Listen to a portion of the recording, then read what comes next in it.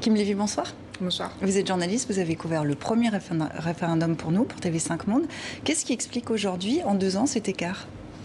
Quand j'avais suivi en 2018 la campagne référendaire à Nouméa pour TV5 Monde, j'avais remarqué que la campagne était beaucoup plus molle par rapport à celle de cette année 2020, qui était beaucoup plus acerbe, beaucoup plus rude.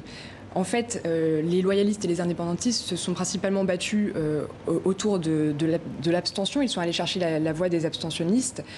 Ça s'est traduit dans les résultats, on le voit dans les résultats qu'on a ce soir. Par exemple, à Nouméa, où finalement il y a une beaucoup plus forte participation, mais cette participation supplémentaire a surtout profité au camp du oui. Donc ce qu'on voit, c'est que l'écart s'est resserré, et donc dans la perspective d'un 3e référendum, potentiellement l'écart va encore se resserrer. Et voilà. On retrouve à Nouméa Frédéric Anglevielle. Vous êtes historien, spécialiste de la Nouvelle-Calédonie. Bonsoir. Vous êtes l'auteur de La France aux antipodes, histoire de la Nouvelle-Calédonie aux éditions Vendémiaire. Le président français, on l'entendait, accueille le résultat avec un profond sentiment de reconnaissance. Qui gagne le plus à ce statu quo, la France ou la Nouvelle-Calédonie ? Les deux points de vue sont gagnants, sachant en plus qu'il y a 3 partenaires qui sont les non-indépendantistes, qu'on pourrait appeler aujourd'hui les autonomistes, les indépendantistes et l'État français. Je crois qu'il y a une chose très importante à rappeler. Actuellement, ont voté en Nouvelle-Calédonie 80 000 électeurs, mais il ne faut jamais oublier que 41 000 électeurs n'ont pas pu voter, étaient exclus du vote, c'est-à-dire tous les métropolitains ou tous les Wallisiens et Futuniens et tous les nouveaux arrivants depuis 22 ans.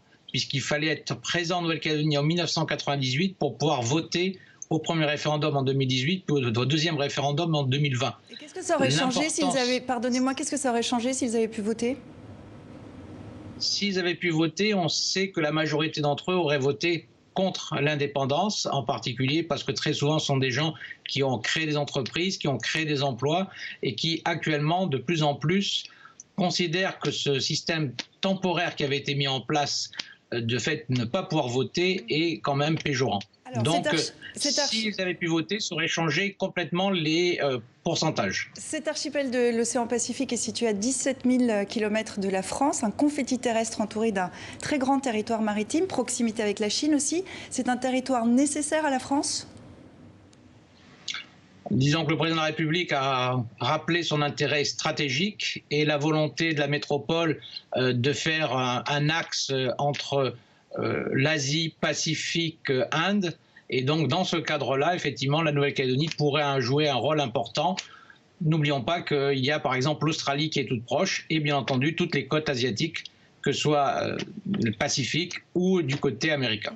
D'un mot rapidement, la Nouvelle-Calédonie est inscrite sur la liste des pays à décoloniser de l'ONU. C'est un processus de décolonisation qui s'achève ? Alors ça, c'est quelque chose de très important, et en particulier, il existe le préambule de l'accord de Nouméa en 1998, qui est un texte très beau et très formatif, et on voit qu'actuellement, le débat est: faut-il une décolonisation et une émancipation dans la République, ou est-ce que délocolonisation implique obligatoirement l'indépendance ?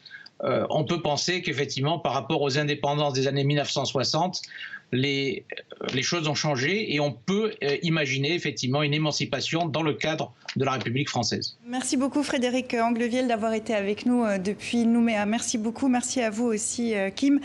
Sachez, pour être complet, que le Premier ministre français, Jean Castex, va réunir prochainement tous les acteurs pour discuter de la suite et donc d'un possible 3e référendum.